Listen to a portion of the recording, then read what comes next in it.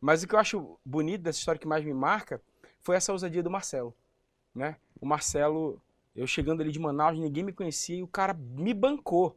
Pois é. Não, ele vai cantar e pô, e quantas Segurança. portas foram abertas por isso, né?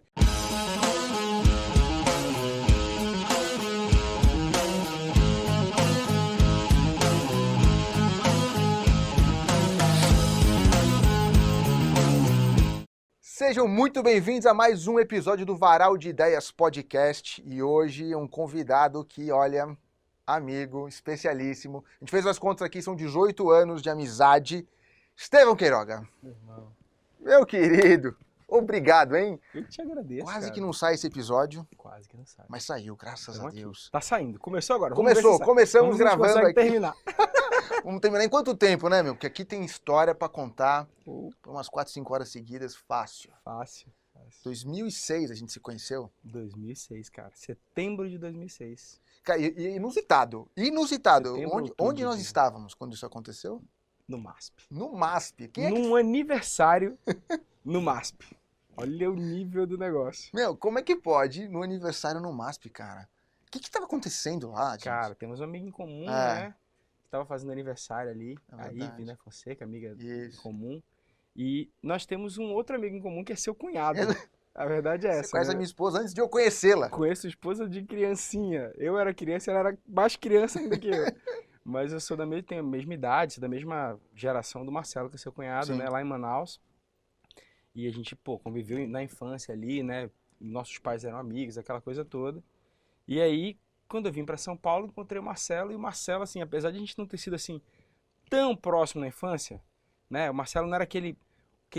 Eu fui algumas vezes à casa dele, ele foi à minha casa, mas a gente não era aquele grude, né? Eu era muito próximo do Fernando, que é Sim. mais próximo do Fernando, que é amigo do Marcelo. Enfim, as pessoas de casa nem sabem, mas ou seja, Aham. eu não era tão próximo do Marcelo, que é seu cunhado. E chegando em São Paulo, pô, o Marcelo me recebeu com carinho, com amor, Típico do cara, Marcelo, típico né? do Marcelo, assim, me acolheu, cara, você é meu irmão, meu amigo de infância, Venha. e vem que você vai ficar comigo hoje, eu não tinha nada pra fazer, ele vai pro aniversário hoje comigo, não, vai pro aniversário, assim, me levou pro aniversário no MASP, eu falei, cara, eu nunca tinha entrado no MASP na vida, chegando de Manaus, e tava rolando um aniversário no MASP, não foi só isso, né, o Marcelo abriu portas pra mim naquele dia, que ele falou assim, essa nossa amiga tava com muitos amigos cantores no dia do aniversário dela, tinha um pianista tocando e tal. E aí ele falou, ele vai cantar, o Estevão vai cantar. Eu falei, eu canto, né? Minha filosofia é, eu não me ofereço, mas Se pedir se também, pedir também eu não posso, né? tô pronto. Tô pronto. Não, vai cantar. Ele, Estevão canta. Não, aí a minha da aniversariante, não, ele não... Que é isso? Tantos cantores aqui conhecidos, você quer que Estevão cante? E esse aqui, ele vai cantar porque ele canta, já chegou com um pianista, vai lá, combina com ele a música, pode tocar, pode cantar. E todo mundo E de naquele repente- constrangimento, quando eu abri a boca, né? Os caras, opa! Aconteceu, né? Felizmente, assim, a própria O que você aniversário. cantou? Eu cantei a música Home do Brian McKnight. Bem inusitado, né? Nossa senhora! Thinking back when we first met. Aí comecei Ó. a cantar. Aí o pianista ali, eu cheguei com ele, você sabe tocar Home do Brian McKnight? E esse pianista, diga-se de passagem, o Alisson Mello, produtor, se tornou um dos meus melhores amigos pra vida. Nós nos conhecemos Que naquela noite. mano. Conheci você naquela noite. É. E daquela noite, a Ive, que é aniversariante, se encantou com a minha voz, a gente ficou amigo, ela me apresentou uma galera depois do Nova Voz, que foi um grupo musical que eu acabei cantando durante 7 anos da minha vida, tudo naquele encontro, né? Numa noite. Pô, numa noite... Uma noite no museu. Numa noite no museu. Sensacional, consegui fazer essa Noite no piada. museu. Mas o que eu acho bonito dessa história que mais me marca foi essa ousadia do Marcelo, né? O Marcelo, eu chegando ali de Manaus, ninguém me conhecia e o cara me bancou. Pois é. Não, ele vai cantar e pô, e quantas Segurança. portas foram abertas por isso, né? Que animal. E isso me inspira muito, eu também gosto muito de fazer isso, né? Até porque essa atitude dele, por exemplo, pô, me beneficiou de tantas maneiras ao longo da vida. Uma atitude de bancar, eu acho que às vezes a gente prefere não comprar, não gastar o nosso crédito com outra pessoa, entende? Sim. Tipo, não vou indicar, não vou apresentar e tal. E, E- cara, a gente às vezes está impedindo a roda de girar o mundo, Verdade. as vidas inteiras de serem transformadas, né? Então, do jeito que o Marcelo fez comigo, eu tento fazer, bicho. Não, vou conectar, vou apresentar, vou indicar, vou bancar. Quebra a cara às vezes com isso, mas às vezes que dá certo, né, que dão certo, compensam Sem todas as dúvida. outras, assim. Então, esse dia foi muito louco. Pô, te conheci nesse Que dia. louco, né, cara? Reencontrei a Karen, que é a irmã do Pois Marcelo, é. enfim, foi um... Mas você não é de Manaus. Eu nasci em João Pessoa, Mas eu cresci em Manaus, eu vivi a vida inteira no Amazonas. Assim, com 3 anos de idade, meus pais mudaram para Maués, no interior do Amazonas. No Aí, interior do Amazonas, ou seja, interior o do- Amazonas já é complicado. O interior do o Amazonas, Amazonas é um estado com dimensões continentais. Assim, sim, o Amazonas, ele é o maior estado do Brasil, né? Assim, sim, as distâncias são muito grandes, né?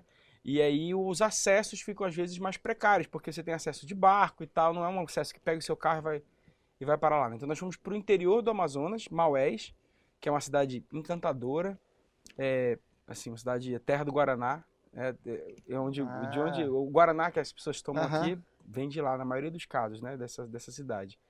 E aí morei lá muito pequenininho e ainda ali 4, 5 anos nós fomos para Itacoatiara, que é no interior do Amazonas também, mas já tem ligação por estrada para Manaus. tá, E aí com 6 anos eu mudei para Manaus. Então assim, todas as minhas memórias são no Amazonas, né? E eu vivi em Manaus até os 21 anos. nossa, E mudei para São Paulo em setembro de 2006, na época que a gente se conheceu. sim.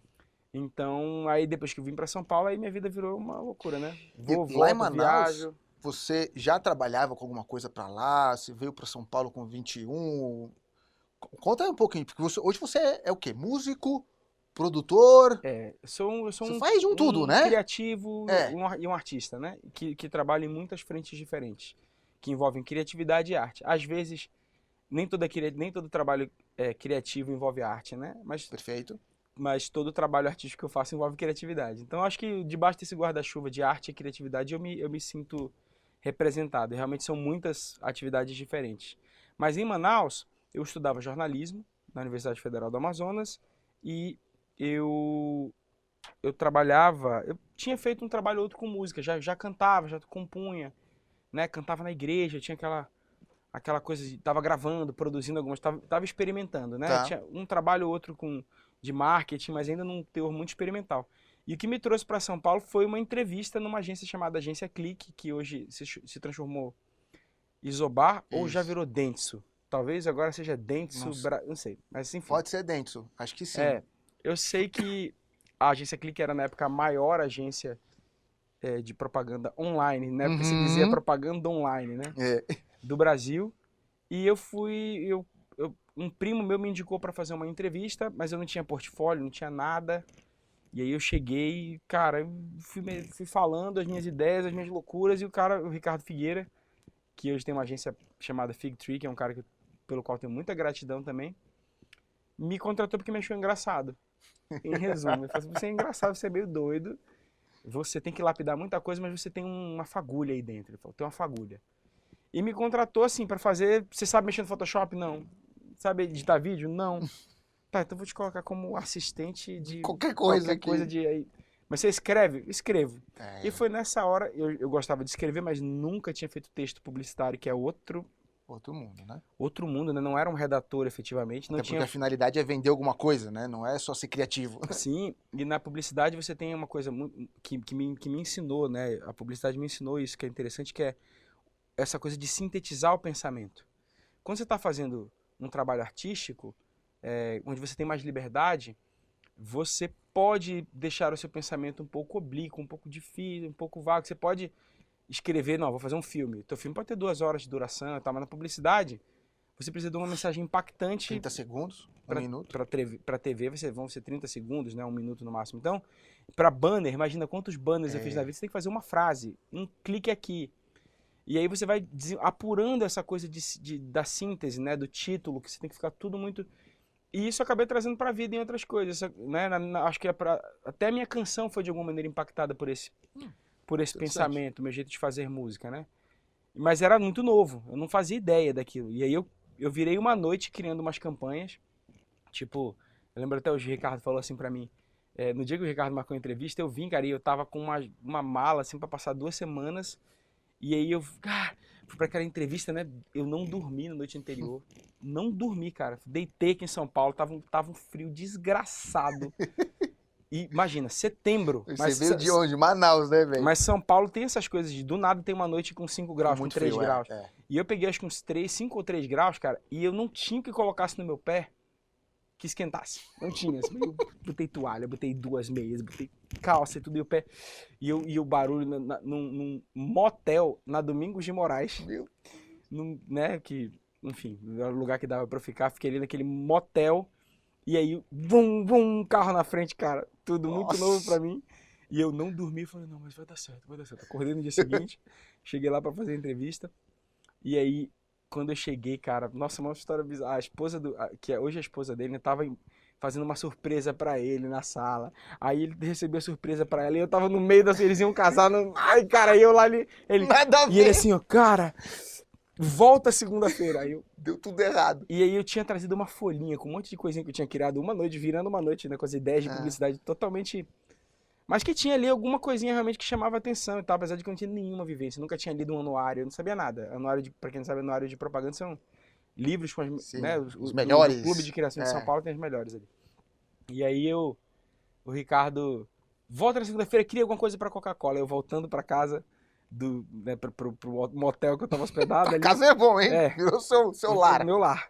E eu voltando ali, tinha uma prima minha também que acho que me hospedou nessa época, uma prima que morava no kitnetzinho ali, né? Aí eu fui voltando, cara. Aí eu andando vendo os grafites, eu pensei, cara, já sei. Tem um cara grafitando uma parede, um muro, ele tá fazendo um desenho com que é um homem, o grafite é um homem segurando uma garrafa de coca. Ah, E o cara tá lá grafitando, ouvindo música no fone e tal. Aí ele abaixa pra tomar um gole na coca dele, que ele tá tipo grafitando e tal. Quando ele abaixa, ele ouve um barulho. Quando ele olha de volta, o grafite colocou a garrafa de coca na boca. O desenho, né? Aham, Já cortou pra cá. Aí ele sai desesperado, correndo, né? Toma um susto, né? Aquela aham. loucura. Sai correndo. Aí no dia seguinte ele passa, olha de novo pro desenho. Aí outro dia ele passa de novo, olha de novo pro desenho. O desenho tá seco, assim, sabe? A tinta tá velha do desenho, sabe? Aham, Tipo, aham. gasta pelo sol, aquele grafite velho. Aí ele olha pra um lado, olha pro outro, pega uma latinha de tinta preta e pinta a garrafa de novo. Né? Enche o desenho. Aí quando ele enche o desenho, aí a tinta toda renova, aí o desenho olha pra ele e faz, sabe? Tipo, dá uma piscadinha e tal. Eu queria essa campanha assim, voltando pra casa, escrevi. Aí na segunda-feira eu fui lá. Cara, eu nem lembro, tava falando, não, você me pediu pra fazer alguma coisa pra... Ah, foi pra Coca-Cola? Pô, me mostra aí então. Ah, Me mostra, ele é de Brasília, é um carioca. o Brasília é um brasiliense carioca é com diferente. com S de mineiro. Me mostra aí então, cara. Aí eu peguei e contei pra ele dele, ele falou: muito bom, cara! Muito bom, o que mais você tem? Aí eu fui, ele, cara, você é louco, que era umas loucuras mesmo assim. É uma brisa, né? Mas brisa que não tinha nada a ver, cara. Aí, cara, você é engraçado, tem que lapidar muita coisa, mas você tem uma fagulha aí. Vou te contratar, vou te pagar. Falou até o salário. Depois ele ligou, fez as contas dele lá e falou: ó, Calma aí. então, você mexe aquela pergunta, né? Então, vou te pagar. Eu sei que líquido pra mim sobrava naquele começo ali R$ 800. Tá. Foi meu primeiro salário, né? Aqui na época Cara, não, na época já era. já é difícil. Não, eu tinha que pagar o meu aluguel e comida. Não e era no tudo. motel, né? Não era no motel e eu não tava, eu não tava na casa dos meus pais, né? É. Eu fui recebido por uma amiga, minha amiga da amiga da amiga que tinha um quartinho lá que era a Dona Nilce, porque eu tenho muita gratidão. Pagava pra ficar na casa da Dona Nilce, pagava um pouquinho da comida e tal. E aí foi o meu começo aqui em São Paulo. E felizmente eu tive uma carreira, me descobri na publicidade, fui me descobrindo e fazendo, né? E tive uma carreira que ascendeu Rápido até. bastante rápido até, né, pra aquele começo ali. Então, primeiro ano eu tive 5 peças minhas que foram finalistas no Festival de Cannes. Uau. Aí fui... Que é o Olimpo, né, velho? Pra já de... publicidade. Não, 5 não, 3. 3 peças nesse ano. Aí ganhei a Loro de Iberoamérica, ganhei um prêmio aqui, ganhei um prêmio ali, fui ganhando prêmio e tal. E no outro ano, nunca cheguei a ganhar um leão em Cannes, né? Tá. Eu fui finalista umas 5 vezes, assim, né? E aí, mas eu ganhei o Clube de Criação dos Anuários, então ganhei ouro no Clube de Criação, ganhei 2 vezes ouro no Clube de Criação, ganhei Yahoo, na Big Idea Chair, que era um prêmio, ganhei o Grand Prix do Wave, ganhei o London, fui ganhando prêmios e prêmios e prêmios e prêmios acontecendo, mérito no show, eu fui as coisas foram acontecendo, e aí eu fui Young Lion, né, em 2011 eu fui Young Lion, que foi uma coisa que na época, assim, era um sonho, né, todo Tá. mundo que quer ser Young Lion, Sim. né, pô, você é eleito naquela faixa ali, o melhor publicitário do Brasil, naquela categoria, né? Então era um sonho que todo mundo da minha geração tinha. E aí eu fui Young Lion, fui contratado, fui pra DM9, e na DM9 outros trabalhos e tal, cresci, outros prêmios e tal. Fui depois pra NBS, aí atendi outros clientes, enfim, fui fazendo essa história toda. Aí quando foi em 2012 pra 2013, aí veio a Petit Fabrique, né? Que é de vocês. Que é nossa, que aí é migrei pra trabalhar com games, com animação, Tá, com outra coisa. Mas enfim, eu tô contando a história toda porque eu nem sei qual foi a tua pergunta do começo. Eu sei que eu entrei numa brisa pra contextualizar a minha história com a propaganda, Não, né? animal. Mas assim, você virou empreendedor. Exatamente. É outro mundo. Ah, É outra parada, totalmente velho. diferente. Cara, a publicidade era uma área, né? Dizem que agora tá diferente, assim, né? Mas era uma área que pagava muito bem para um criativo. Sim. Então, em 4 anos trabalhando com publicidade, meu salário multiplicou 10 vezes. Assim, eu tava, tipo, Uau. vivendo super confortável, aquela coisa, nossa, tava ganhando e recebendo proposta para ser diretor de criação. Fui, né, diretor de criação associado na DM9 de um cliente só, mas o meu próximo passo era esse. Eu recebi uma proposta para ser diretor de criação em São Francisco, numa agência. Aí outros amigos chamando para fora do Brasil, tava aquele negócio todo. Mas aí algumas coisas me pegaram, né, nesse trabalho da publicidade. Eu nunca fui apaixonado por publicidade. Tá.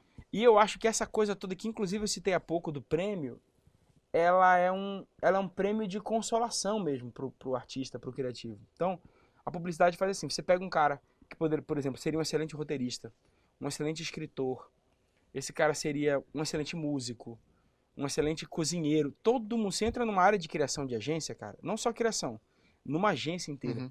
A quantidade de chefe de cozinha, estilista, escultor, pintor, ator é gigantesca. Músico nem se fala. É um monte de gente que se descobre criativo, se descobre artista naquele ambiente. E aí eu vou falar um papo bem assim, é cooptado pelo capitalismo. A roda do capitalismo diz assim, não, vem pra cá que eu vou te pagar um baita salário aqui pra você ficar aqui criando campanha. Sem hora pra dormir, né? Sem hora pra acordar. Vem pra cá e vou te pagar, você vai virar a noite aqui. E também sabemos que não é uma profissão que dá pra todo mundo. Às vezes você tem um tempo e depois você é descartável quando você vai ficando mais velho. Ou você ascende ao cargo de diretor de criação, ou você começa a ficar obsoleto e aí daqui a pouco chega um moleque mais novo que tá mais antenado e aí vai tirando teu lugar. Então assim, é um moedor de gente, né? É um moedor de gente. Tem muitos lados vantajosos para o desenvolvimento pessoal, na minha opinião. Tá. Por exemplo, você em um mês, você está sempre trabalhando em 3, 4, 5 campanhas simultaneamente. Então você se desenvolve criativamente, você faz contatos, você conhece gente de...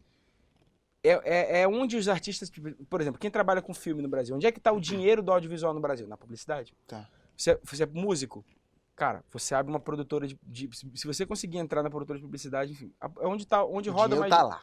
Só que é um dinheiro também que ilude, porque ele é um dinheiro que consome muito. Ele não é um dinheiro que sobra, ele tem um passivo muito grande. Tá. E esse passivo vai girando e daqui a pouco você tá ganhando uma baita grana, mas tá gastando uma baita grana e tem o lifestyle também, que daí você começa a andar com seus colegas e eles vão almoçar naquele restaurante. Na época, já imagina, em 2012, 100 pau o almoço, 150 pau o almoço. E você quer andar com aquelas pessoas... sempre alguma coisa nova no guarda-roupa. Cara, e é muito louco porque quando eu troquei de publicidade para empreender, eu fiz uma conta com a Paula, na época, minha esposa, mãe dos meus filhos, né? Aliás, um beijo, que isso aqui eu amo muito. A gente fez uma conta de quanto a gente precisava para viver. Tá. A gente botou na ponta do lápis e saiu. Cara, a gente viveria o mesmo padrão de vida com metade do que eu ganhava.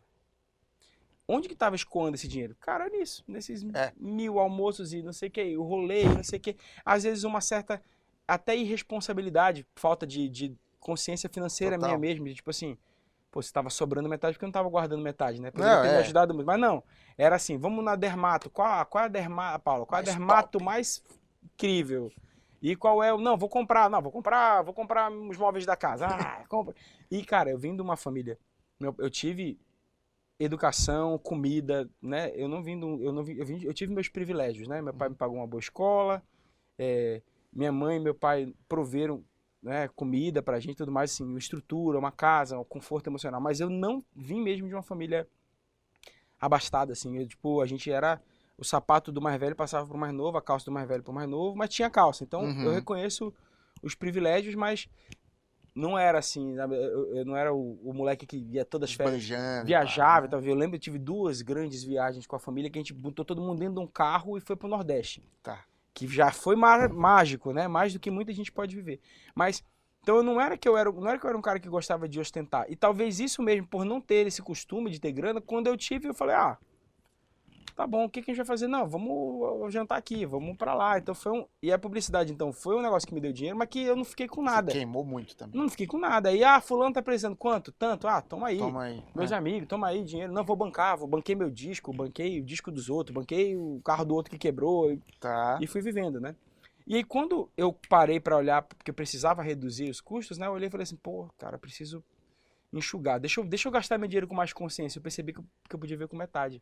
E essa metade, conforme eu comecei a empreender, foi diminuindo.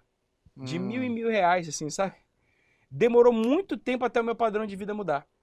Porque eu fui percebendo que eu podia viver com menos, e com menos, e com menos, e com menos. Aí daqui a pouco era menos, mas era apertado. Daqui a pouco realmente ficou apertado. Tá. Aí realmente ficou nesse trajeto de empreender. E eu vou voltar no ponto que eu tava, só porque nesse trajeto de empreender teve um momento em que eu me ferrei mesmo. Grandão. Não, ferrei muito, muito. E eu recebendo proposta de emprego para voltar pra agência. Pô, vim pra cá, trabalha com a gente. Eu falava, não, bicho, mas agora, cara, tarde demais, né? Já apostei tanto, tá pra acontecer, será que vai acontecer ou não? Mas teve dia de eu estar aqui em São Paulo e assim... Dá uma tremedeira esse negócio, não dá não? Pô, cara, teve de devolver as compras, passei por isso. Morei 13 meses sem pagar prestação de apartamento, depois tive que me desfazer do apartamento. Então, a qualquer momento, o oficial de justiça bate na porta e expulsa a gente. Mas se for para dever, deva um banco. Essa é a lição de moral que eu dei para vocês. Não deva pessoa física, deva banco. Se puder não dever, é um ótimo pensamento. Se puder não dever, ninguém não deva. Mas se for para dever, o banco. Deva o banco, porque o banco tem seguro para a dívida. Ele recebe a dívida, depois ele vende a tua dívida para alguém que cobra a tua dívida. É maravilhoso. Aí esse cara cobra... E não perde nunca. Não perde não nunca. Perde, não perde exato. nunca. É isso. Então, se for para dever, deva ao banco. Aí, voltando pro nosso... Teve esse dia de eu estar... cara, não tinha R$4 para voltar de metrô. Tá. Para casa. O que eu faço? Não, vou para casa do meu amigo, peço 10 emprestado. Assim, eu passei por uns apertos, né? Mas o que me motivou, né? Para sair da publicidade, aí eu volto para o ponto lá, né? Eu tive essa frustração de perceber que o meu trabalho criativo dentro da publicidade, ele era insignificante, indiferente. Como assim? A criatividade dentro da propaganda, ela está... eu vou tirar até a palavra criatividade, né? A criatividade, mas a expressão humana, os valores humanos, os teus princípios, os benefícios que você possa colocar como mensagem, ou até a diversão, qualquer coisa que você considere realmente valiosa e preciosa para você, dentro dos teus valores, eles estão abaixo de uma missão maior que é vender um produto. Tá. Então, quando, por exemplo, eu pego um violão e canto uma música, na cara do que eu faço está o que eu acredito. Tá. Abaixo do que eu acredito está a minha necessidade de vender. Eu preciso vender o que eu acredito. Perfeito. Certo? Pelo menos na perspectiva de que eu faço arte, certo? Então, é isso que eu acredito. Isso aqui, e quando eu quero dizer eu acredito, não estou falando de valores humanos, divinos. Eu estou falando, pode ser diversão. Pode ser, por exemplo, eu gosto de dançar assim. Essa música me faz dançar e eu me divirto. Então, eu faço essa música que eu me divirto. Em segundo lugar, como eu vendo a música que faz com que eu me divirta? Tá. Pode ser também, eu acredito nessa mensagem, ela é transformadora. Como pode ser uma história que eu queira contar. Isso vem na cara e aí depois eu viabilizo a maneira de contar. Essa necessidade de vender pode influenciar no produto? Pode. Pô, vamos fazer esse arranjo mais assim, mais assado, mas a influência é menor. Está patente para todos os envolvidos no processo que é sobre aquela expressão. Por isso que quando tem dois artistas, um faz uma música e o outro faz outra música. Uhum. Quando a gente está falando de propaganda, o artista, se eu for pensar, o artista ou o criativo é o cara que fez o carro. Tá. Eu sou o cara que estou vendendo o carro. O cara que fez o carro é o artista. Aí eu comecei a pensar, pô, e eu tive uma conversa com um cunhado meu que vendia carro. Um cunhado chama-mas ele é primo, ele é esposo da minha prima, né? E aí ele falou assim pra mim, pô, essa nossa profissão, cara, a minha, a sua é muito ruim. Porque, pô, vamos lá, a Citroën faz um carro ruim, eu não consigo vender. Aí eu falei, e eu tava nessa época muito compradinho pela publicidade, assim, achando realmente que, pô, cara, né, tô fazendo trabalhos criativos, eu tô transformando, né, porque a publicidade, ela te ilude com isso, né? E ela te faz assim, você tá perto dos artistas, você faz uma campanha com aquele comediante, com aquela atriz, com aquele ator, você tá perto casting, né? Aí você tá fazendo um roteiro, as pessoas se emocionam com a sua propaganda, aí você realmente acha que, pô, cara, eu sou um artista, só que eu tô aqui nesse lugar, e você tá ganhando uma grana, você tá frequentando, né, lugares e tal, aquela coisa toda, você pensa, pô, Eu faço um trabalho realmente... E, ao mesmo tempo tem uma coisa dentro de você que você fica assim, putz, Mas eu tô só vendendo, o que eu tô né? fazendo? Será que eu tinha que estar fazendo outra coisa e tal? Você fica nessa brisa. E aí, cara, eu fiquei com esse... E aí vem o lance do prêmio que eu falei, né? O prêmio, pra mim, dentro da publicidade, né? O prêmio, pra mim, eu chamo de prêmio de consolação. Lembrei agora do gancho todo. Galera, A criatividade, né? tô É a batendo, mente do tô batendo menino, no né? papo com um irmão aqui, É isso então aí, vambora, vambora. tô aproveitando pra botar, né? Deixar as ideias fluírem. Mas Deixa. assim, o prêmio na publicidade é uma maneira de massagear o ego do artista. Claro. Então, você que é artista, porque pensa que outra indústria, Patrick, é tão autorreferente. É uma indústria muito autorreferente. Tipo assim, o cara vai lá e faz um texto aí, galera, gênio. Então você vira gênio na publicidade, é muito fácil. O que você fez? Cara, você fez uma campanha que todo mundo achou gênio. Cara, gênio. Nossa, cara, gênio. Mano, difícil, né, cara? Quanto, sei lá, tem... O Augusto dos Anjos escreveu um livro, pô. Um livro. Era um gênio. Fez um livro. Às vezes o gênio tem uma obra prolífica. Às vezes ele tem uma obra... Essa história do gênio, que já é uma estupidez, né? A gente fala, às vezes, de maneira... Mas se você parar pra pensar o conceito do gênio, ele é um conceito que desvaloriza o trabalho artístico, para começo de conversa. Porque o gênio parece assim, esse aqui foi iluminado. E as pessoas...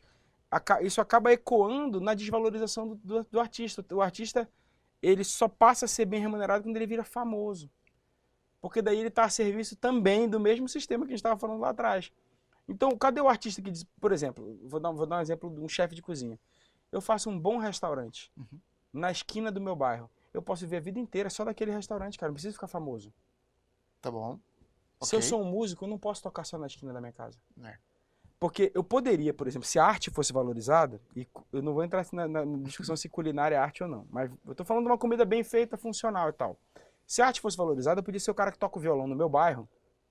E as pessoas do meu bairro, pô, esse cara é importante pra gente. Quando tem um aniversário aqui, a gente paga ele pra vir tocar aqui pra gente. Quando tem a celebração lá no terreiro ou no templo, ou seja lá onde for, ele é o cara que toca. Ele faz um barzinho aqui na esquina e a gente paga bem, do jeito que o advogado do bairro vive bem, o dentista do bairro vive bem, o pedreiro do bairro no Brasil deveria viver bem, né? A pessoa que faz as faxinas nas casas, a diarista, deveria viver bem. E o músico poderia viver bem também, mas não, cara. Você só ganha um mínimo se você for famoso, mano. E muito famoso. Muito. Hoje em dia, a gente tava tendo essa discussão agora há pouco. Hoje, pra você ganhar dinheiro com música, cara. Eu escutei várias, né? E hoje o Spotify tá sendo muito questionado, até nas cortes, né? Existe um questionamento de tipo, quanto que se ganha, em média, por um... 0,0007, é um negócio assim. Ou seja, para você ganhar dinheiro dentro de um Spotify hoje, você precisa rodar milhões. Cara, e as pessoas usam como exemplo aquele cara da periferia que foi lá, estourou e que agora... As pessoas usam esse cara como exemplo. Esse cara é exceção. E muitas vezes ele foi fabricado, né? Muitas vezes, mas digamos que um MC realmente foi lá e viralizou. Cara, para um cara que viraliza, tem 1 milhão. Que morre de fome, né? E aí é triste você perceber a falta de dignidade para esse trabalho que, assim, ó, se a gente for parar para pensar, estamos parados aqui agora. A gente aponta diversos lugares de um trabalho de artista. Esse logo aqui foi um artista que fez. A trilha sonora que deve tocar na abertura do seu programa foi um músico que fez. Sim. Foi um artista que desenhou a roupa que você está usando. Foi um artista que fez esse design desse copo aqui. A gente parar mesmo para pensar as joias, os anéis, as coisas, o tempo, as cores, o tapete. Sim. Então, infelizmente, cara, o artista acaba... Quando você encontra como um artista, como um jovem criativo, um lugar que vai te pagar uma grana, você vai para esse lugar. Mas aí, quando eu entrei nesse lugar ganhando grana aí lá, dentro da publicidade, eu comecei a perceber que eu não estava sendo artista. E que o meu trabalho era indiferente. E que o meu trabalho era pensando pela perspectiva do cliente. O cliente quer construir marca, mas a marca que o cliente quer construir tem a ver, no final das contas, com consumo. Total. É só sobre vender mais. Se é cool para uma marca estar associada à comunidade LGBTQIAPN+, ela vai estar associada. Sim. Se deixa de ser cool, o capitalismo ele se adapta. Então, assim, o capitalismo não tem muita ética para nada. Tipo assim, ali tem dinheiro, lá eu vou me adaptar àquele lugar. Aqui faz sentido, Pink Money, vou atrás do Pink Money. Não, aqui eu quero conversar. Então, cara, é indiferente. E aí, claro que cada marca se posiciona num segmento e tal, mas é isso, cara. Volkswagen, bicho. Volkswagen hoje, Volkswagen nazista. Volkswagen era ditadura no Brasil. Se tiver um outro governo X, a Volkswagen não vai dizer, não, vou sair do Brasil. Não, ela vai se adaptar e vai que vai, entendeu? Então, nós que somos artistas, estamos, às vezes, dentro desse lugar da publicidade, esmagados. E eu acho que existe uma inteligência que é publicitária e que é apaixonante mesmo, que é aquele cara que o tesão dele é o contato, o tesão dele é a influência, o tesão dele é o relacionamento, é o business. E aí uma estratégia criativa, mas para fazer lá na ponta vender mais. Eu conheci alguns assim, são inteligências que eu admiro muito. Eu sou um artista, bicho. Eu sou um artista. O meu tesão é tirar essa visão, é mostrar para o mundo assim, olha como é que eu vejo o mundo. E o que eu ganho com isso é companhia. É como se eu tivesse tanta coisa na minha cabeça que eu dissesse, deixa eu mostrar para vocês como é que eu tô vendo o mundo. E aí, as pessoas que me ouvem, se identificam, sentem companhia também, porque quem é que gosta da minha arte? Quem ouve a minha visão e diz assim, é exatamente assim que eu vejo. Sabe? E a gente se encontra. A gente se encontra num show. Eu amo as pessoas que vão ao meu show, abraço, beijo as pessoas que vão ao meu show.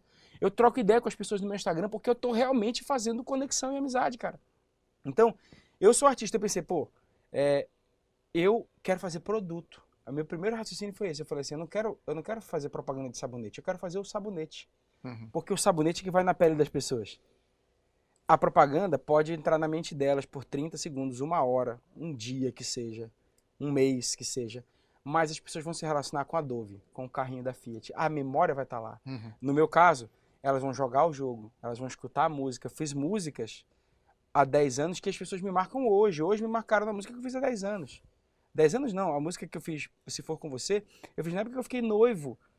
Faz tempo. Velho, eu fui casado há 14 anos, sei lá, 15 anos e 16 anos atrás, eu fiz essa música.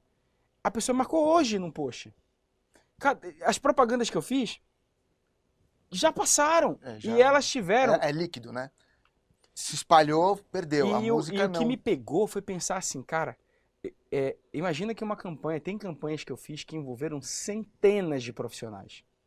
Milhões de reais. Tem campanha que eu fiz que, não, vai pra TV, vai pro Big Brother, vai pra não sei o que lá, vamos alugar um autódromo, botar o carro rodando, o ator, não sei o que, pá, e mídia, não sei o que, 12 milhões de reais, sei lá, mano.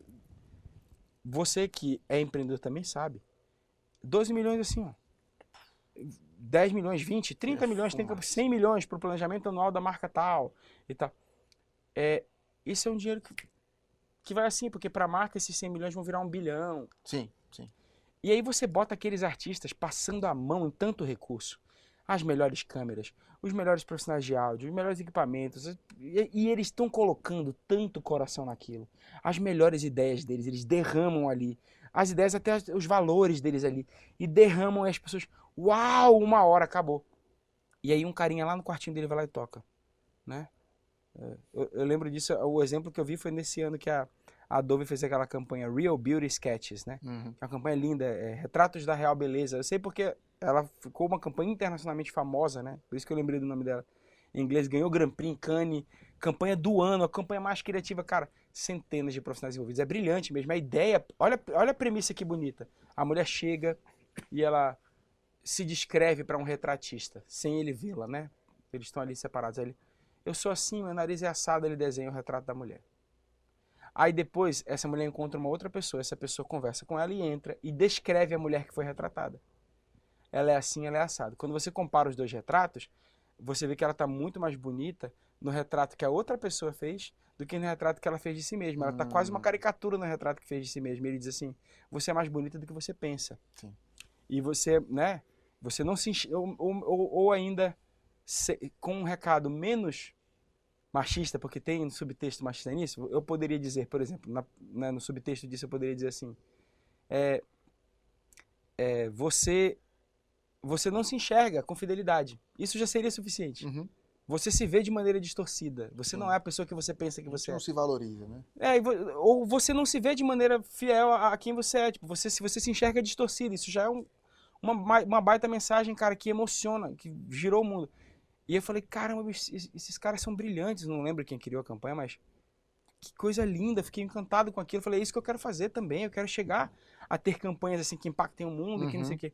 E no mesmo ano a Anitta, acho que foi no mesmo ano, a Anitta lançou Prepara. Prepara. Continua. Que agora é o Show das Poderosas, uma coisa assim, não é? Percebe? Aham. 9 entre 10 pessoas do Brasil que você Sabem. fizer, prepara, O cara já continua. elas vão continuar. E ela fez um baita clipe legal, uma coisa bonita. Não dá pra comparar o nível de, em termos de, se a gente for pegar o critério mais burro de avaliação, horas empenhadas e números de profissionais, porque são critérios quantitativos. Uhum. Eu não vou entrar nos critérios qualitativos. Eu vou comparar os dois trabalhos, é ridícula a proporção, porque o trabalho Anitta, apesar de ser um clipe que foi muito marcante para a história do pop no Brasil, uma música que também foi marcante no pop, tem um profundo respeito pela Anitta, né? Todo mundo tem, né? Uhum. Quer dizer, quem não tem, não parou para observar direito ainda, porque ela realmente é fantástica no que ela se propõe a fazer. Sim. Então, mas comparando, não dá pra dizer, cara, essa aqui é campanha Retratos da Real Beleza, foi para Nova York filmar, contratou um artista forense, cara, cadê isso, cara? Cadê? Eu faço esse teste com as pessoas, eu pergunto, pouquíssimas pessoas lembram da campanha, da maior campanha publicitária, a mais criativa campanha publicitária já feita em todos os tempos. Você lembrava? Não. Você é da área, mano. É. Olha que assustador. Prepara, você lembrou. É na hora. Então eu fiquei nessa brisa de falar assim, mesmo que eu não chegue a ser uma Anitta, eu não vou chegar. Acho que você não quer também, né? Não sei se você quer. Não, eu tenho, o meu Porque foco. se você O meu quiser... olho, não. O meu olho não brilha nesse lugar e eu acho que eu não tenho as inteligências que ela tem pra chegar onde ela chegou. Tá. Ela tem inteligências que eu não possuo, talentos que eu não possuo e ela tá num lugar mercadológico que eu não tenho como ocupar. Então, posso... Você tá em outra... posso dizer que não serei. Que a chance é quase O teu nula. baile é outro. É você tá- 0.00000, porque hoje em dia na internet eu posso fazer um vídeo fazendo assim, ó. Oi, oi, e aí, Estourar, né? cadê o cara do oi, oi? Daqui a pouco lá na Tailândia as pessoas... Oi, Isso é louco, oi. né, cara? Porque a É isso. gente, eu hoje, né, eu crio conteúdo também no meu nicho, que é e-commerce, marketing digital e tal, com um pensamento de me colocar como uma referência, né, do mercado, criar uma certa autoridade no negócio de e-commerce, que é o que eu gosto, né? Aprendi a gostar, né? Iniciei minha carreira na ideia da publicidade.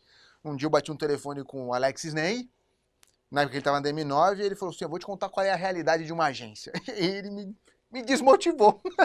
O Alex é muito bom nisso. Não seguiu o caminho Ele da é agência, né? muito bom em desmotivar pessoas. Só que aí me abriu uma oportunidade de ir pro varejo e a coisa desenrolou aí dentro e minha vida foi feita em cima disso. Mas o que eu penso é o seguinte, cara, você faz um puta conteúdo legal, você pensa, grava, escreve e não acontece nada. Ele não vai pra frente. Aí você faz o narizinho do põe aí e explode. Cara, Porra, bicho, dá um desânimo do cacete, entendeu? eu entendo o que você está falando e é por isso que eu tirei meu foco disso. Eu coloquei meu foco, cara, preciso concentrar a minha energia naquilo que eu sou capaz de entregar e que eu apreciaria se eu fosse meu fã. Então, mas vamos lá, você tá dentro do mundo mídia digital. O Sim. social media para um artista é importante. Importante. Fundamental. Ao mesmo tempo que ele pode te matar. Porque a mídia Cara, social, se você- ela pega aqui dentro, velho. Não, se Se você... você começa a analisar métrica, você fica maluco. Cara, se você começa a avaliar, se isso começa a impactar a tua autopercepção, é doentio. E afeta um pouco, sim. Mas isso tem conexão com esse assunto que eu estava falando antes, que é eu decidi colocar a minha energia naquilo que de alguma maneira poderia impactar as pessoas e conduzir relacionamento e naquilo que eu tivesse a capacidade de me expressar, onde a minha expressão fosse o ponto principal, né? Então, se eu estou me expressando, se eu tenho liberdade para me expressar, eu já considero esse um parâmetro de sucesso. Então, um parâmetro de sucesso meu é a minha autonomia artística. Então, eu tenho liberdade para gravar o que eu quiser. E aí, depois com a Petit Fabrique, não deixou de ser isso. Eu vou fazer o meu jogo. Eu vou me expressar no meu jogo, junto com uma equipe, eu vou fazer o meu filme, vou fazer a minha série de TV. Eu vou, né? E aqui, depois eu vou ver como é que eu faço para ganhar dinheiro com isso. Aí eu vou correr atrás, vou fazer, né, os acordos, correr atrás da grana para realizar, correr atrás da grana para entregar. Mas quando sai um produto e alguém chega comigo e diz, minha série Lupita é tão pequenininha, tem 13 episódios de 7 minutos, mas tá no avião, na Gol, tá na NetNow, tá no Youku, na China, de vez em quando tá no YouTube. Aí uma criança diz, nossa, olha esse aniversário, o tema foi Lupita. Eu digo, poxa, valeu. Valeu. Se Lupita vier a se tornar, a gente tá fazendo agora, segunda, vamos começar a terceira temporada e temos 2 longa-metragens de Lupita. Então Lupita vai vir com um caminhão de conteúdo aí pela frente. Digamos que caia nas graças das pessoas. Digamos que Lupita venha se tornar um sucesso numérico também, né? Cara, eu vou ficar ainda mais satisfeito porque não é pra mim sobre o número que eu alcanço, nem mais sobre o prêmio que eu ganho, mas o que me levou a ganhar esse prêmio. Então hoje, quando eu ganho um prêmio dentro da Petit, tem prêmios também, a gente ganhou prêmios, e eu ganhei, você foi finalista, você ganhou o Prix Geneux, ou você ganhou o NYC Awards, ou eu ganhei uma categoria no Festival de Gramado, fui indicado aqui. E são prêmios que às vezes não tem a glória, né? Não tem glória nenhuma e tal, mas pra mim é indiferente ganhar prêmio, não ganhar prêmio nesse caso. Tá. Porque, quer dizer, não é indiferente ganhar prêmio. Ganhar prêmio é bom porque dá visibilidade e tal e tudo mais. Mas é legal porque eu ganhei com Lupita. Percebe? Então, como é um produto que eu sou apaixonado da criação, ganhar prêmio com ele é muito massa. Porque é uma maneira de dar visibilidade e ter reconhecimento pra empresa, mas por causa daquilo que eu amo. Então, dentro da publicidade, é meio indiferente, cara. Se você ganhou um leão em Cannes, cara, é ouro, massa, qual foi a campanha? Não quero mais nem saber daquilo, o importante é que eu ganhei. A melhor parte, um amigo falou isso uma vez pra mim, eu falando de Young Lion, não sei o que eu fui Young Lion, falou assim, e a melhor parte é que você já foi, nunca mais você precisa ser de novo. Aí eu, nossa, é mesmo, na publicidade é isso. Deu um check e pronto. Dei check, né? E aí não preciso dessa coisa, quer dizer, você faz uma música boa, por exemplo, Gilberto Gil, deixa eu ver, Milton acho que tem, mas, sei lá, deixa eu pensar no exemplo aqui. Woody Allen, né, ganhou 4 vezes o Oscar, nunca foi buscar. Ele não precisa do Oscar. E ele diz, o ruim quando você aceita prêmio, quando você aceita que o prêmio diz que você é bom, é que se eles disserem, o ruim de você aceitar quando o prêmio diz que você é bom, é que se eles disserem que você é ruim, você tem que aceitar também. Uhum. É sobre confiar naquele critério. Então, a quantidade de... Cara, Stanley Kubrick nunca ganhou um Oscar. Ele ganhou um Oscar de efeito especial, com 2001. Uma Odisseia no Espaço. Pô, Stanley Kubrick, mano, é um dos maiores cineastas dos nossos, sei lá, dos últimos... Enquanto esteve vivo, era um dos maiores, né? Então, assim, é menos importante, porque não precisa mais de um prêmio de consolação. É sobre conexão. Se eu nunca ganhar um Grammy na minha vida, vai ter gente que vai sentar para assistir meu show, e aí eu vou cantar, e às vezes o meu show tem 100 pessoas, às vezes o meu show tem 200 pessoas, mas eu estou entregando algo que impacta a vida das pessoas. Não é uma desculpa para, tipo assim, não, eu tô fazendo o show como uma desculpa para elas comprarem meu livro no final. Na verdade, a música é só o veículo do livro. Porque se for isso, eu como artista e criativo, só uma estratégia, né? Eu quero criar o livro, então. Então, não é uma desculpa para a pessoa tomar o miojo. Pô, então me deixa criar o novo sabor do miojo. Entendeu o que eu quero dizer? Que hoje tem muito disso, aí que né? tá meu coração. A internet, ela tá cheia disso. De gatilhos, de labirintos, né? Que você vai entrando, consumindo um conteúdo assim, no final, cara, então clica no link ali e compra o meu livro.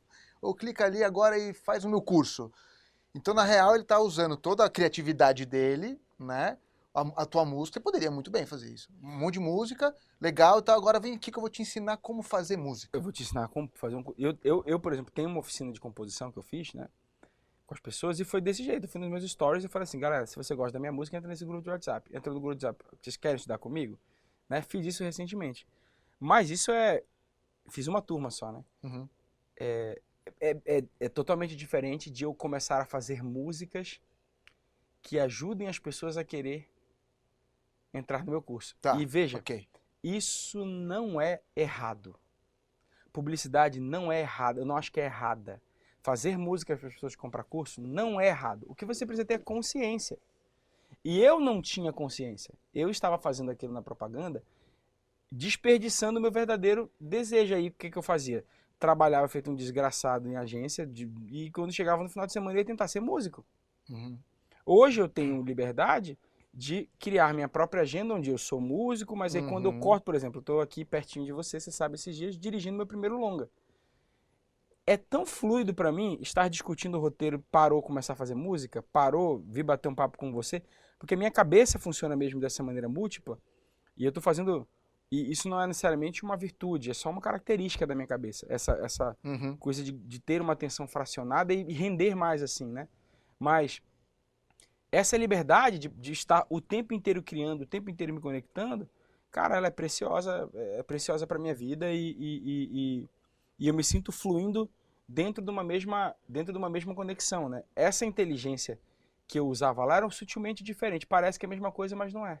Ela te consome porque você tem o tempo inteiro, enquanto você está criando, um outdoor na sua cabeça com o produto que você tem que vender. Então, o tempo inteiro você está... E é tanto isso que os processos de publicidade são muito mais sobre tentativa e erro. Diferente de uma música que você senta, você pode fazer a primeira frase e já se apaixonar. Tá. O que me trouxe até alguma vantagem, porque eu tenho muito desapego. Tipo, eu fiz aquela frase, eu faço outra, faço outra, faço outra, faço outra. E pronto, né? Isso a publicidade me ensinou. Sim, sim, sim. Você Abraçado, tem 150 frases e uma delas pode ser que dê certo. Mas, cara, chega a ser exaustivo, porque...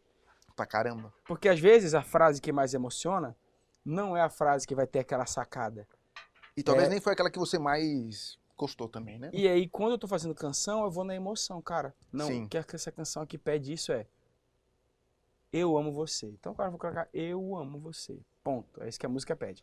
Dentro da publicidade, você tem que ter um jeito, uma formulação diferente para poder dizer, para poder gerar o título. Um gatilho assim e tal. tem que citar isso porque esse aqui é um valor da marca, é um feature do carro. É um jogo criativo, é um jogo que desenvolve raciocínio lógico, desenvolve você tem muito. um objetivo principal. Mas e se você tem paixão por isso, se a tua paixão tá nisso, eu digo, cara, segue a vida, né? vai nisso, vai em frente. No meu caso, eu tava morrendo, velho. Aí eu falei, vou pra lá. E aí foi por isso que o preço foi tão caro também, porque aí a vida veio me apertando, mas felizmente, depois de um tempo as coisas foram chegando numa estabilidade. Mas hoje eu não tenho ainda, por exemplo, recursos comparáveis aos que eu tinha dentro da publicidade. E olha que eu tô falando de 12 anos e de inflação pra caramba. Mas eu ganhava mais dinheiro naquela época ainda. Eu ainda tô na estrada, né? Mas a qualidade de vida que eu possuo hoje não tem comparação, bicho. Só de eu poder dizer, eu vou pra academia nesse horário aqui, porque depois eu estico ali naquele negócio, depois eu vou trabalhar remoto, então vou viajar para poder fazer minha música. Tô apertado, mas tô livre. Prefiro estar apertado e livre do que estar cheio de grana e presa. Quem sabe um dia eu vou estar livre e com grana, tomara. Não, vai dar certo, cara. Acho que tomara. Obviamente, tem tudo para dar certo, né? O tempo vai dizer e em quanto tempo que isso vai acontecer. Sobre a tua música, cara, eu te acompanho há muito tempo, né? Eu te conheci cantando. Você entrou para um grupo musical da igreja. Gospel, né? Ficou 7 anos, você falou. 7 anos. Nesse tempo você também começou a tua carreira solo. Sim.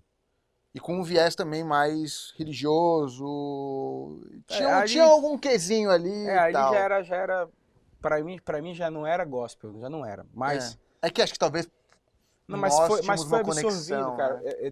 Tem essa coisa muito louca que é o contexto muda completamente as coisas, assim. Né? Então, como eu estava naquele ambiente, qualquer coisa que eu dissesse era lida com esses olhos. A gente interpretava dessa forma. Exato. Então, eu estava cantando num grupo gospel, fazendo músicas e sendo convidado para cantar em igrejas e convivendo, mas na minha perspectiva, o meu primeiro álbum que eu lancei, que foi, né, são essas músicas que você me via cantando ali já antes de lançar, ele não era um álbum religioso, na minha visão. Ele era um álbum que tinha espiritualidade. Sim.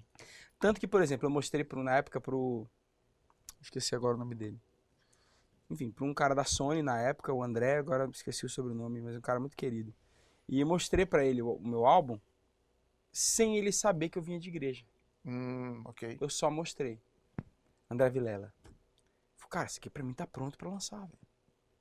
Não, isso aqui tá pronto, isso aqui não, cara, isso aqui é MPB, cara. Pô, isso aqui... Ele entendeu o meu álbum assim, porque ele não tinha um contexto. Tá. Já as pessoas que escutaram esse álbum e que tinham o contexto falaram assim, é uma música cristã mais reflexiva, uma música cristã mais tipo João Alexandre. As pessoas entraram nessa fita aí, Entendi.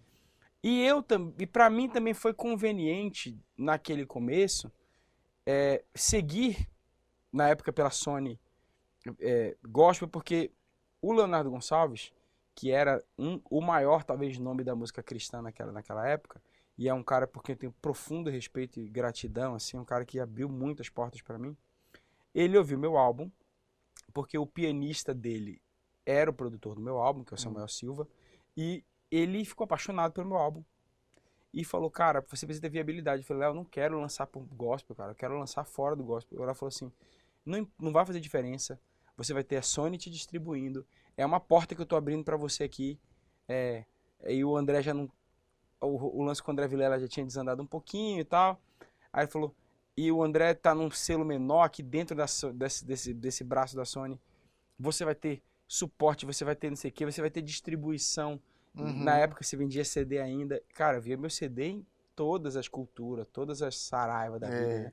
Aí, tipo, vai ser legal, você vai você vai continuar sendo você não precisa forçar de que você é nada. Você é só um selo, é só um trabalho que tá te distribuindo. Eu era cristão, né? Então eu era um cara que frequentava a igreja, eu não tinha ojeriza ao assunto, né? Eu cantava em igrejas, então não era uma coisa assim. Mas ao mesmo tempo eu não entendia aquele trabalho como um trabalho gospel.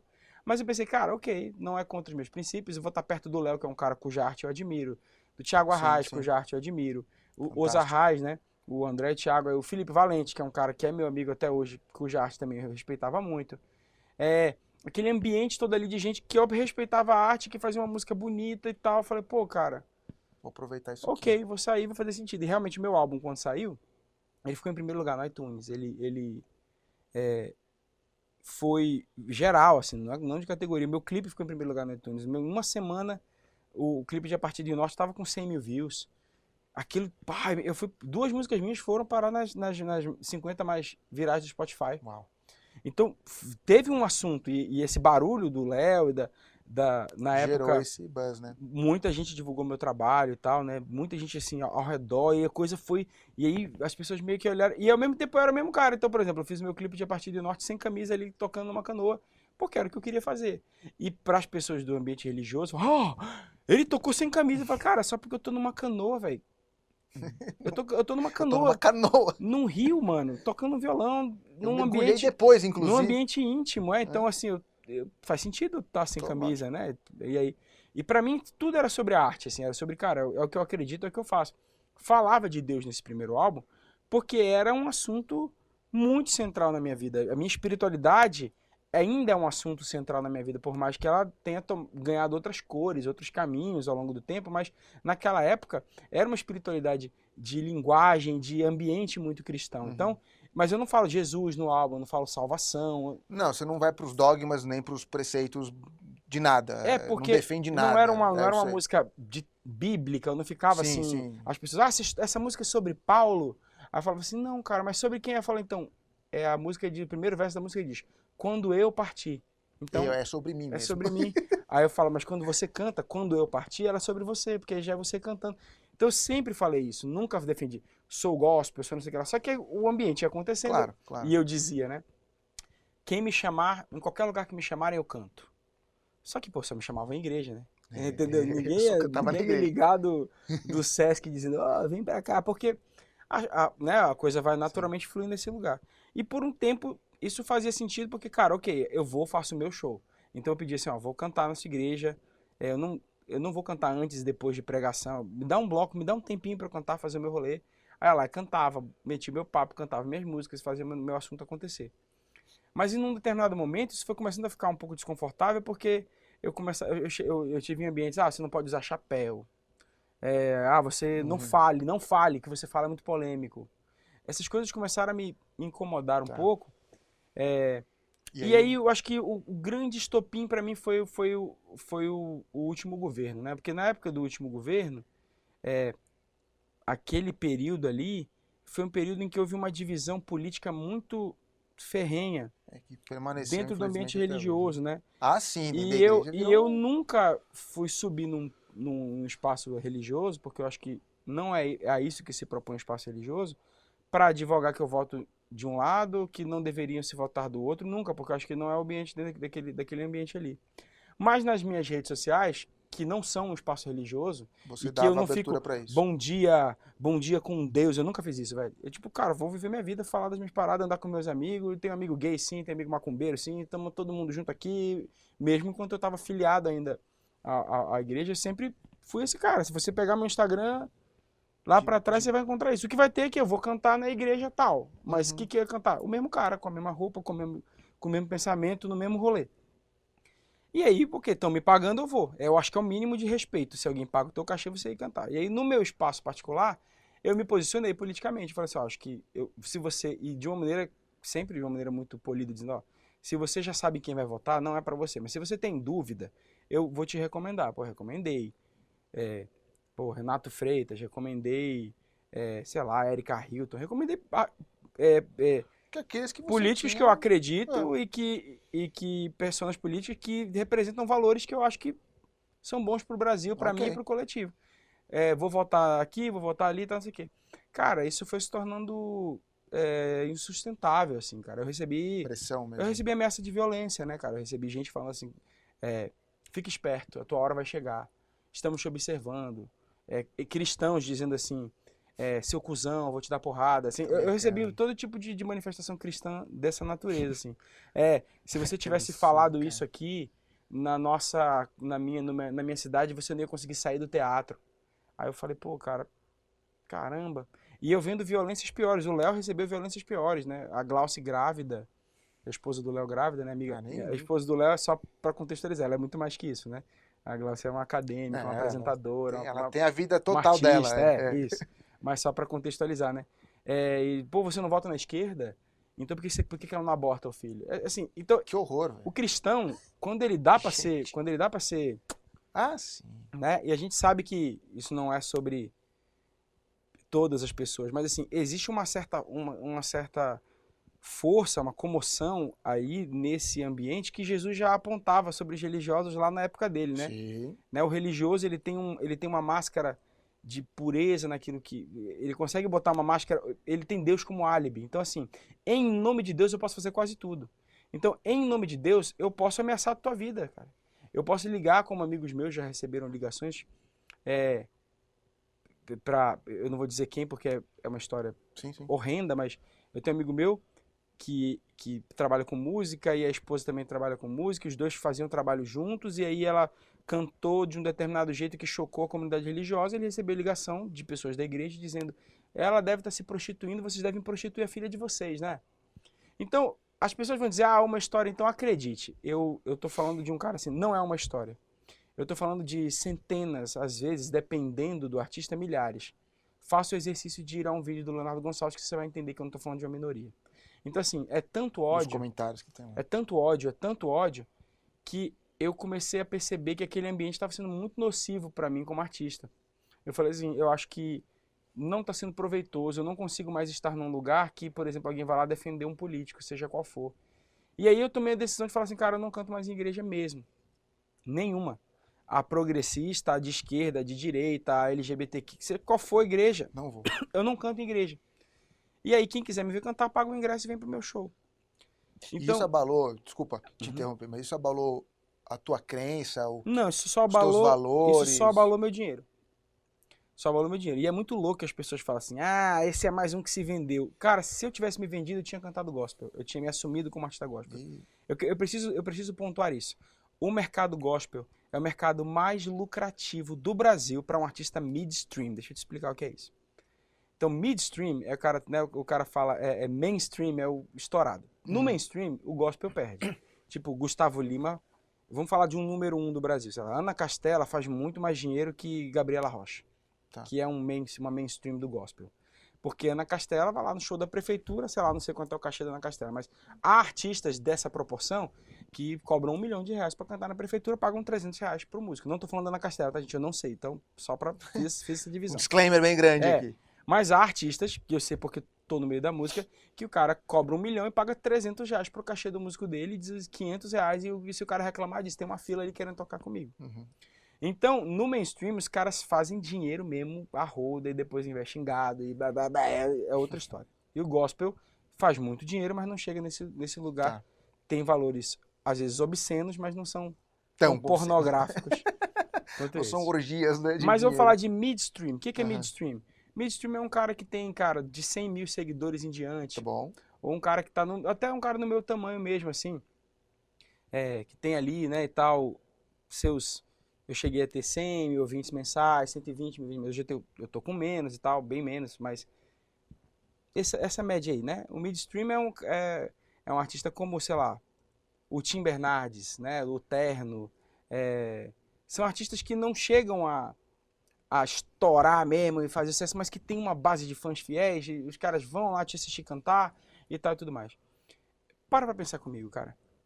Um artista midstream, ele precisa de circuito para tocar. O circuito do artista midstream é um circuito onde eu não consigo, por exemplo, talvez, como um artista midstream, ir para Goiás com a minha banda. Porque eu tô em São Paulo, vou lá para Goiânia, eu no interior.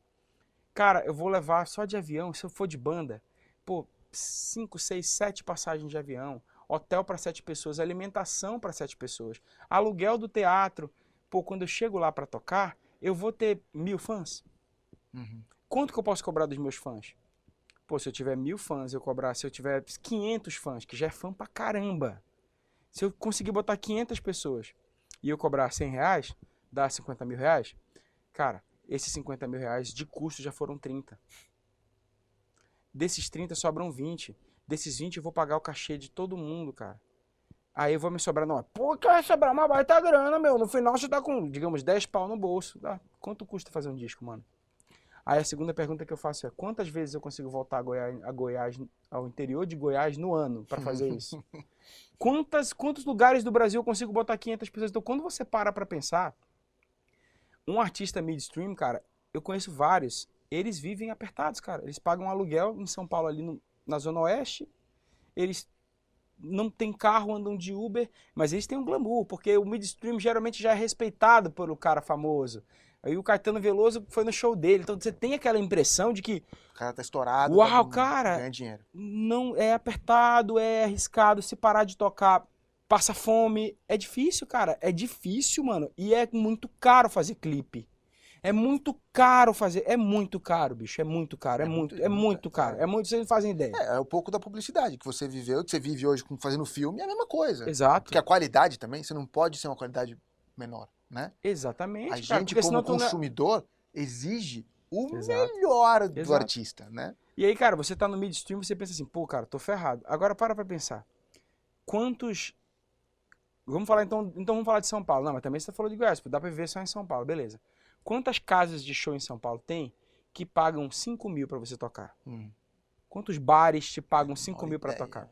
Cara, digamos que você diga assim, não, eu consegui lotar o Bona 2 vezes no ano, fiz uma grana. Aí eu sou muito bem relacionado, fui pro Casa de Francisca, e aí toquei ali também, lotei aqui, não sei, lugar, lotei aquele lugar em São Paulo e fiz 5 Sescs dentro de São Paulo, 10 shows em São Paulo no ano. Cara, é quase um show no mês em São Paulo, velho. É show pra caramba em São Paulo. Aí você mete mais 3 no Rio no ano, 3 em BH, 1 em Brasília, 1 em Salvador. Aí você junta ali, cara, bicho, fiz 60, 70, 80, 100 shows no ano, porque eu tô estourado nesse nicho aqui, legal pra caramba. Quantas igrejas tem em São Paulo? Quantas igrejas tem que te pagam em São Paulo para você tocar 5 mil reais? Mano, centenas. Centenas de igrejas em São Paulo te pagam 5 mil reais para você fazer um voz e violão, mano. E é justo, tá? Não tô querendo dizer, é o seu trabalho. Não, eu peguei a ideia. Centenas de palcos, pensa como artista, centenas de palcos te pagam. Às vezes eles te dão um cachê, mas eles te dão... Nós não pagamos cachê, nós damos uma oferta. Essa oferta geralmente é uma oferta generosa, mano. Então, se você toca, principalmente no segmento pentecostal, assim, da vida, e você é um artista gospel, você soma as igrejas e os teatros. Então, você faz o trabalho do midstream, que tá se ferrando em teatro, que canta em festivais e tal. Você não vai ter os mesmos festivais, você não vai ter, às vezes, o mesmo prestígio, mas, cara, você faz show em teatro, você canta em igreja. Quando você vai ver a soma disso tudo, cara, eu teria me vendido. Eu estava ganhando uma grana que fazia uma baita, sobretudo nos tempos em que eu estava empreendendo sem grana, bicho, eu estava fazendo uma baita grana, me ajudava muito aquela grana de estar tocando em igreja. Então, o parar de tocar em igreja para mim não foi me vender, foi me comprar.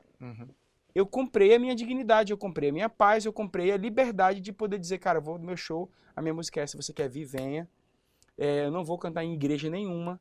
Então, as pessoas têm essa ilusão de que... Então, é muito fácil, porque, mais uma vez, o álibi é Deus, né? Então, se eu estou ali cantando dentro do ambiente religioso, eu estou num lugar que, no interior de Goiás, tem 5 igrejas que me pagam. Em Guarulhos tem 20 igrejas que me pagam. É o maior palco pro artista midstream. Era financeiramente interessante para mim. Mas em termos de princípios eu tava me destruindo. E aí eu abri mão e em que lugar que eu passei a tocar? Lugar nenhum. Então eu passei a ser o cara que tocava em lugar nenhum. Por quê? Percebido como o cara muito mundano pro ambiente religioso, né? E um cara percebido como religioso, às vezes, para as pessoas que estão fora do ambiente religioso. Eu fiquei num limbo, né? E eu ainda, de certa maneira, me enxergo nesse limbo. Mas hoje, mas eu sou um cara que tenho uma boa relação dentro da música popular brasileira, eu tenho pares que me admiram. E, cara, o que eu faço? Eu vou pra Salvador, eu alugo um teatro. Quem quer me ver tocar, paga o ingresso e vem me ver tocar. É isso. Então, eu continuo seguindo o mesmo critério para produção de música, que é o quê? Eu canto o que eu vivo, eu canto o que eu acredito. Então eu não estou mudando, evitando falar, passando, eu nunca fiz isso. Naquele momento, essas questões de religiosidade, de espiritualidade, mais com uma linguagem que às vezes, né, falava de Deus de maneira explícita e tal, eram assuntos muito importantes para mim, portanto eu cantava sobre eles. Hoje, tantos assuntos são importantes para mim e eu sou a mesma pessoa cantando sobre aquela minha visão, aquela visão que eu quero cantar para não me sentir tão sozinho. Tá. É isso. Cara, e eu vejo muito. Tá acontecendo um negócio muito louco hoje, né, na igreja. Né, na sua ex. Não sei como é que você se relacionou sobre Na isso. sua igreja. Na igreja que você... eu mesmo, cara. A gente em casa, a gente tem muitos questionamentos. Quando você foi aí almoçar lá em casa com a tua família, a gente conversou um pouco sobre isso, né? E tá muito complicado, né? Eu não me sinto confortável mais em estar dentro do ambiente. Eu vou pouco, né? Tenho amigos, fiz amigos lá na Granja e tal, fiz amigos. Os Bravadores é algo que eu ainda gosto e acho que é bom para as crianças e eles gostam também, enfim. Mas tem coisa que eu vejo que, cara, não sou só eu. Eu tô vendo pastores, eu tô vendo gente que tá falando, meu, não dá mais. Tá, e nem só a denominação específica, mas o ambiente, a questão igreja. Entendi. Eu começo a questionar e eu assistindo agora, né, o The Chosen, né, que é uma série fantástica, não sei se você já Nunca assisti, mas não muita gente assistiu. fala bem, muita gente fala. E aí você vê o Jesus, né, vivendo e sendo Jesus e cara, ele seria contra tudo que está acontecendo aqui agora. Ele não concordaria com absolutamente nada do que a gente está vivendo dentro da estrutura. Eu tenho um profundo respeito, Patrick, pelas pessoas que se enxergam ainda dentro de um contexto religioso. Tenho mesmo profundo respeito, porque eu fui esse cara durante muitos anos. Eu acho pavorosa a ideia de alguém olhar de fora e dizer isso não é bom pra você. Do mesmo jeito que eu acho pavoroso fazer isso pra alguém, eu acho pavoroso que façam pra mim. Né? Então, as deduções que as pessoas fazem porque você não está mais frequentando uma igreja, Você tá perdido, né? elas deduzem Você tá no e limbo. eu sinto muito por elas, porque eu sei que algumas pessoas que muito me amam olham pra mim como quem pensa assim, nossa, o Estevão vai pro inferno. Né? Que pena. Que em outras palavras Deus vai matar o Estevão. Eles vão dizer não, você está escolhendo a morte, mas se você corta toda a lógica, você vai dizer, ok, esta força aqui, né, exigia isso dessa pessoa aqui, essa pessoa não se adequou a essa força aqui, portanto essa pessoa aqui vai morrer. Cara, é um sequestro, mano. É um sequestro de um narcisista, assim. Então eu não consigo enxergar mais que esse é o pano de fundo da vida. O pano de fundo da vida é a gente ser jogado nesse planeta pra ver se a gente consegue acertar. Porque se a gente não conseguir acertar, a gente vai ser assassinado. Eu não consigo mais enxergar a vida dessa maneira, porque a natureza não é isso, a lógica do amor não é isso. E Jesus também, diga-se de passagem, não é isso. Né? E as pessoas pegam aqueles textos de Jesus e tal, e elas interpretam, traduzem do jeito que querem. E, cara, se você tá. A pessoa que tá ouvindo aqui realmente achar, o Estevão é muito do amorzinho, ele vai morrer, então você continua olhando pra mim como uma sentença de morte na minha cara. Se você enxerga isso dessa maneira, eu sinto muito que você enxergue isso dessa maneira, porque você tá perdendo de me ver. Sabe? Imagina que eu olho pra todas as pessoas ao meu redor e vejo uma sentença de morte na cara delas. Achar que isso não vai afetar a minha maneira de me relacionar com elas é uma ilusão.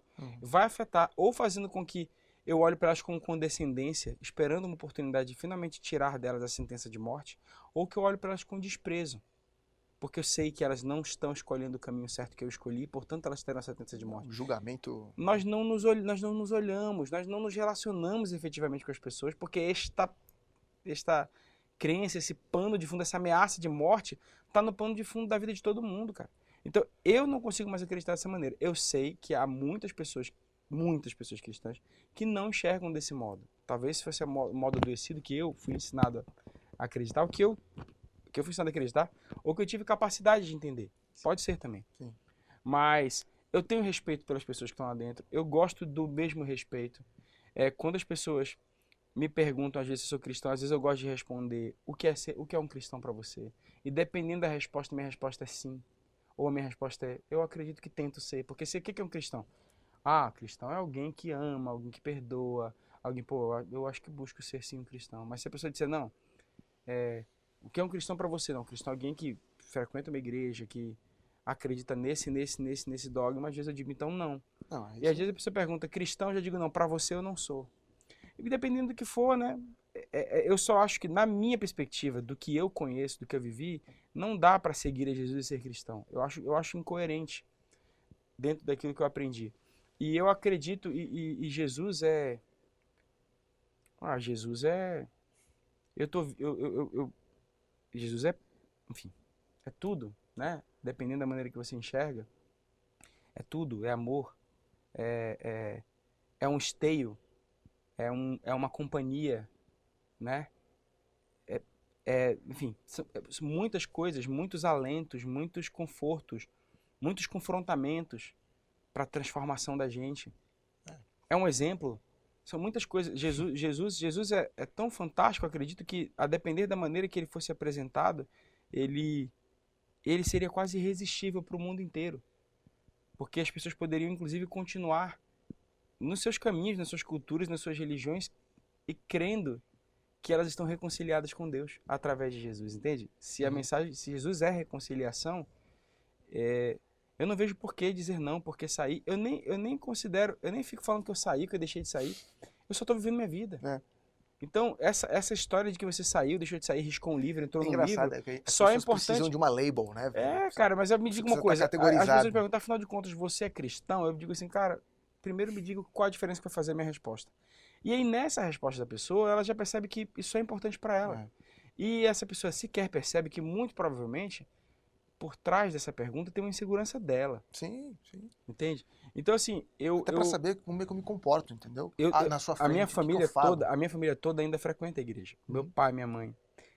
São pessoas que eu admiro muito. São pessoas que são melhores que eu em tantas coisas.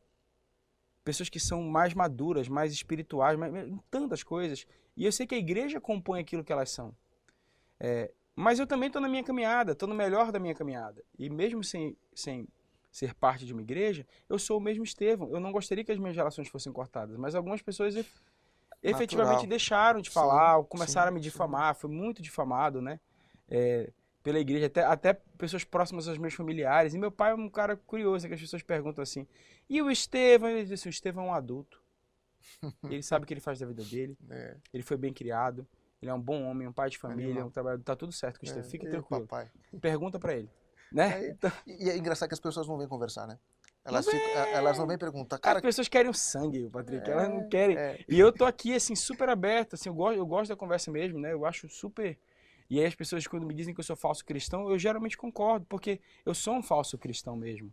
E já era um falso cristão. Hoje, se a pessoa disser que eu não sou cristão, eu concordo. Você não é cristão, é verdade, eu não sou. Mas o falso cristão eu sou há muito tempo, porque a partir dos olhos das pessoas, eu sou o falso cristão. Assim como eu olho para o ex-presidente do Brasil e digo que é um falso cristão. Porque na minha perspectiva do que é ser um cristão, ele é um falso cristão. Né? E eu sou um falso cristão para ele.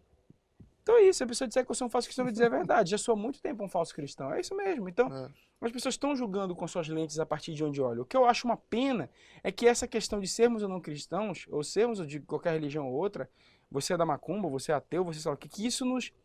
E a gente fala da macumba aqui com muito respeito, porque com carinho das pessoas que são das religiões de matriz africana, e às vezes carinhosamente dizem, porque eu sou da macumba, então é nesse tom de carinho que eu estou falando. Até a palavra macumba pode ser uma palavra muito pejorativa. Tem uma conotação, né? Infelizmente. Pode ser uma palavra pejorativa a partir do contexto. Macumba é um instrumento musical, né? Não é uma religião, mas as pessoas às vezes usam isso até como uma maneira de assumir essa identidade e confrontar. É nesse teor que que eu falo aqui, né? Uhum. Como alguém que pesquisa isso de maneira muito respeitosa e muito, eu acho super interessante pesquisar essas matrizes religiosas também e tal, eu acho muito Ah, bonito.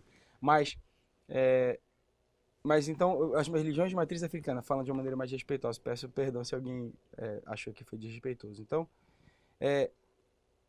achar que porque alguém é dessa religião ela não é uma família comigo, eu acho tão absurdo, cara. Porque se a gente fosse. Vamos reduzir o ser humano ao estado.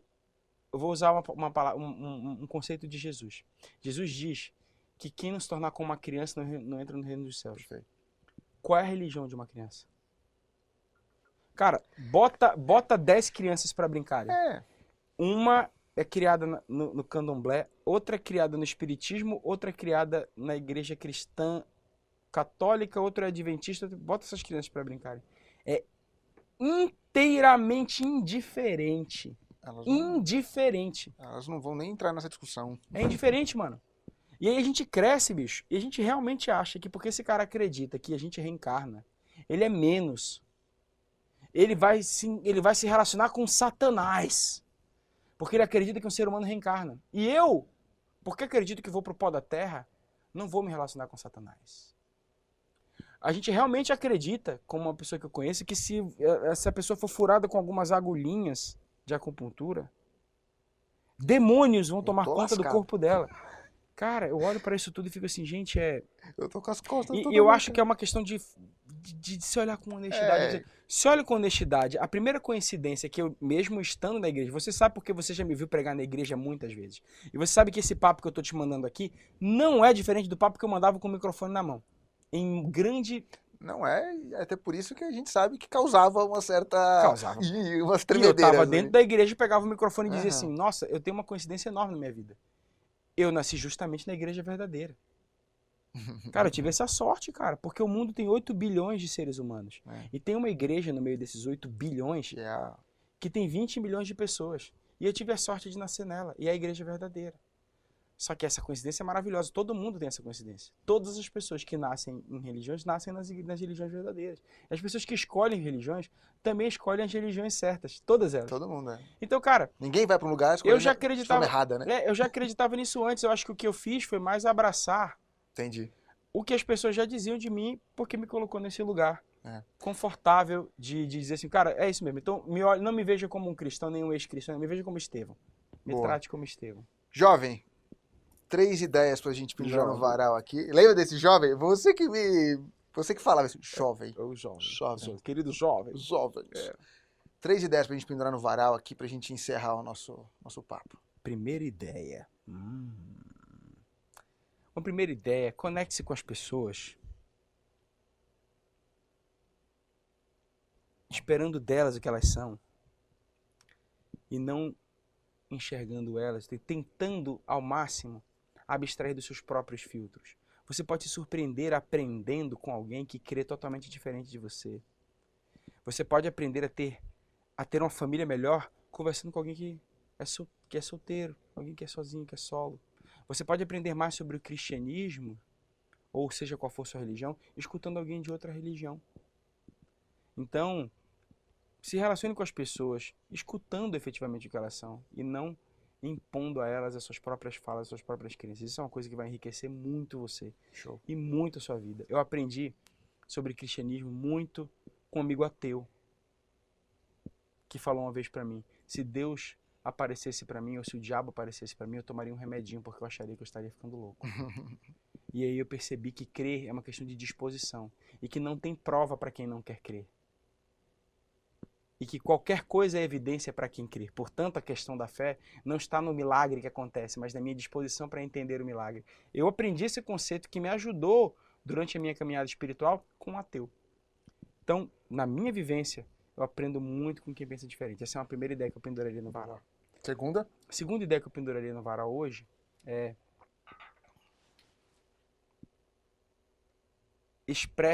expresse-se de alguma maneira que não tenha como prioridade o ganho financeiro. Escolha na sua vida um pedaço da sua vida, no qual você entrega algo para a humanidade sem pensar no que aquilo vai te trazer de volta. Aquilo pode até te dar dinheiro. Mas pense o que você pode fazer.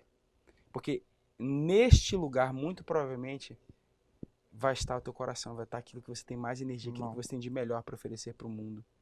Mesmo que não seja famoso, não estou falando de melhor para ganhar dinheiro, mas vai ter ali. E pode até ser que através disso você encontre uma maneira incrível de receber o seu sustento, porque aquilo vai ser realmente útil para as pessoas. E essa troca financeira vai ser só uma questão de justiça e não o objetivo principal. Mas se em todas as áreas da sua vida você põe o seu interesse em primeiro lugar, você vai ser movido pela roda do interesse e não pela roda do teu real desejo. Boa.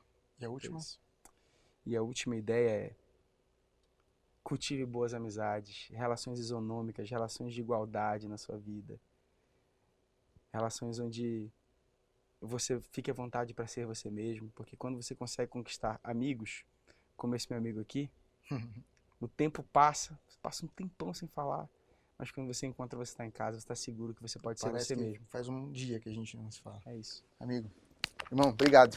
Obrigado mesmo, foi maravilhoso. Podia ficar aqui mais umas 2 horas falando contigo. Eu falo muito, gente, eu falo muito. Foi maravilhoso. É um falso gente, cristão. Obrigado, Falso obrigado, cristão Estevam. fala muito. A víbora. Tchau, gente, até mais, até a próxima. Beijo.